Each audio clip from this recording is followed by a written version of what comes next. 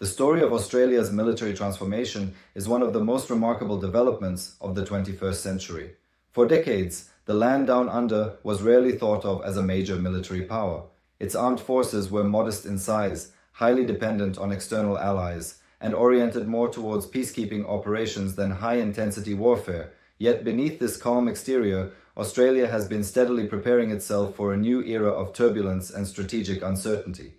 Today, without excessive fanfare, the Australian Defence Force, or ADF, is becoming one of the most formidable militaries in the Indo-Pacific, a true rising superpower in a world that is once again teetering on the edge of great power conflict. In the past, Australia's defence policy revolved almost entirely around collaboration. Canberra's strategic planners knew that their nation's small population and limited industrial base could not possibly sustain the kind of massive armed forces fielded by larger countries such as the United States or China. Instead, Australia built its security around strong alliances. For decades, the ADF contributed to peacekeeping operations across the globe, often alongside American or British forces, trusting that if ever threatened directly, those same allies would come to its defense. But this arrangement meant that the Australian military remained relatively weak in terms of independent deterrence. Despite being the sixth largest country on Earth by land area, Australia's armed forces were not even ranked among the top 20 militaries in the world as recently as 2019. The global situation changed dramatically in 2020. Rising tensions across the Indo-Pacific, especially the increasingly assertive posture of China, forced Australia to rethink its approach to security.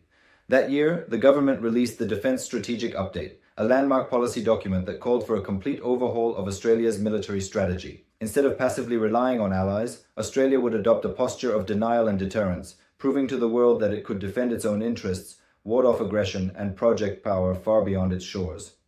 The update came with a 10-year funding model, laying out billions in new defence spending and a roadmap for modernisation. It was nothing less than a revolution in Australian defence policy. The Defence Strategic Update emphasised several pillars. First, Australia needed a more lethal and integrated force, one capable of independent operations. Second, the ADF had to acquire cutting-edge technology in emerging fields like cyber warfare, drone operations, and advanced missile systems. Third, Canberra had to strengthen its alliances, not by leaning on them, but by contributing as an equal partner. All of this required enormous sums of money, and Australia committed itself to unprecedented levels of defence spending, with the goal of reaching 100 billion Australian dollars annually by 2034, equivalent to more than 2% of the nation's GDP.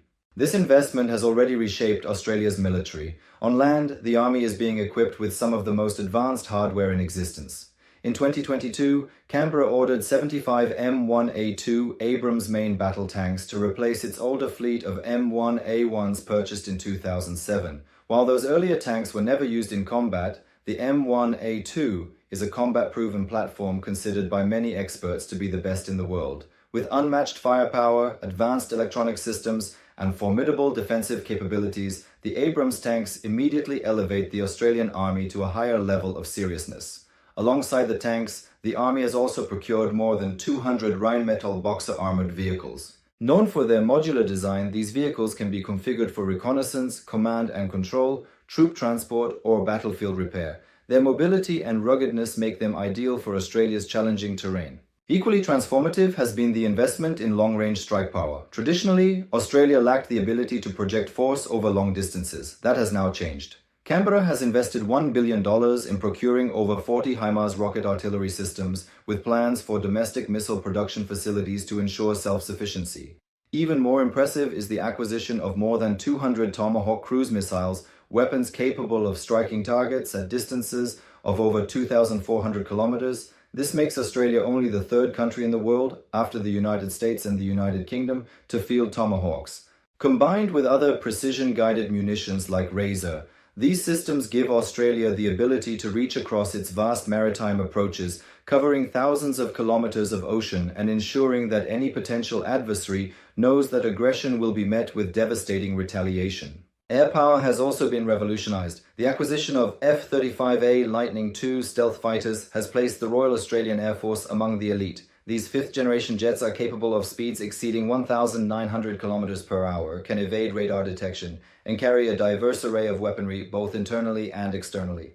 In the skies, the F-35s provide an unmatched blend of stealth, speed, and firepower, ensuring that Australia's Air Force is not merely modern but cutting edge.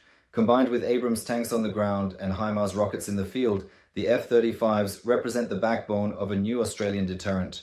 The sea has not been neglected. In fact, Australia is embarking on the largest naval expansion since the end of the Second World War. Plans call for 8 nuclear-powered submarines, 6 Hunter-class frigates, 3 Hobart-class destroyers, 11 general-purpose frigates, 6 vessels with vertical launch systems, and numerous patrol boats. The construction of nuclear-powered submarines in particular represents a quantum leap in capability, allowing the Royal Australian Navy to project power across the Indo-Pacific for extended periods. This naval modernization will give Australia a fleet capable of standing shoulder to shoulder with the world's strongest maritime powers.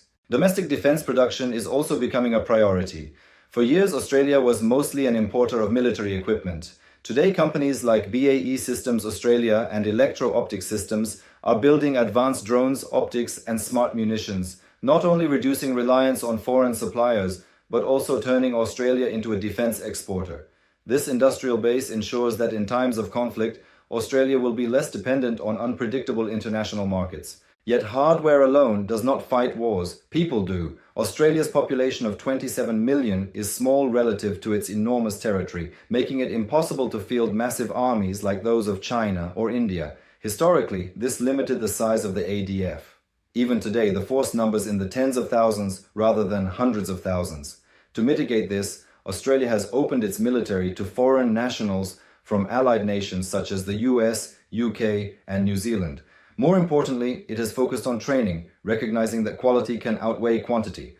A smaller force of highly trained, well-equipped troops can often outperform a larger but less capable adversary. Australia has therefore invested heavily in training and joint exercises. The Talisman Sabre drills, held every 2 years since 2005, have grown into massive multinational events.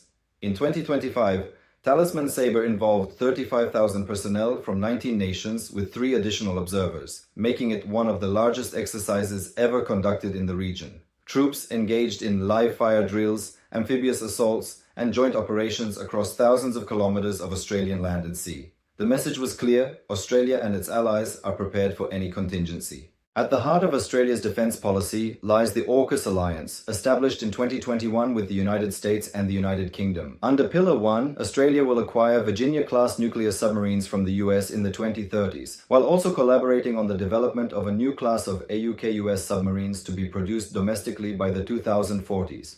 Pillar 2 focuses on advanced technologies, artificial intelligence, quantum computing, hypersonic weapons, cyber defenses, and electronic warfare. This partnership positions Australia at the forefront of next-generation warfare, ensuring that it will not only keep pace with the world's leading militaries, but actively shape the future of global defense. Geography and resources give Australia further strategic weight. As the southern anchor of the Indo-Pacific, it serves as a safe staging ground for allied operations. The United States regularly rotates Marines through Darwin and invests in bases along Australia's northern coast. Its vast mineral wealth, particularly iron ore and rare earth elements, makes it indispensable to global supply chains. China, for instance, imports about 60% of its iron ore from Australia, a dependency that gives Canberra both leverage and risk in its relationship with Beijing.